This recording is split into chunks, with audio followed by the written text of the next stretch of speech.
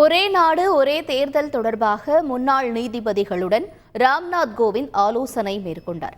முன்னாள் குடியரசுத் தலைவர் ராம்நாத் கோவிந்த் தலைமையில் ஒரே நாடு ஒரே தேர்தல் தொடர்பான உயர்மட்ட குழு அமைக்கப்பட்டுள்ளது.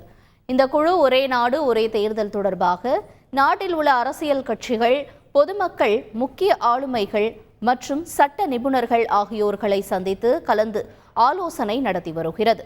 அதன் தொடர்ச்சியாக சென்னை உயர்நீதிமன்றத்தின் முன்னாள் நீதிபதி முனீஸ்வர்நாத் பண்டாரி, டெல்லி உயர்நீதிமன்றத்தின் முன்னாள் நீதிபதி கோர்லா ரோஹினி, இந்திய தேர்தல் ஆணையத்தின் முன்னாள் தலைமை தேர்தல் ஆணையர் சுஷில் சந்திரா ஆகியோரை டெல்லியில் சந்தித்து ராம்நாத் கோவிந்த் ஆலோசனை மேற்கொண்டார்.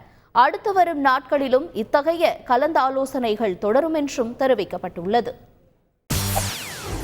செய்திகளை உடனுக்குடன் தெரிந்து கொள்ள உடனே சப்ஸ்கிரைப் பண்ணுங்க.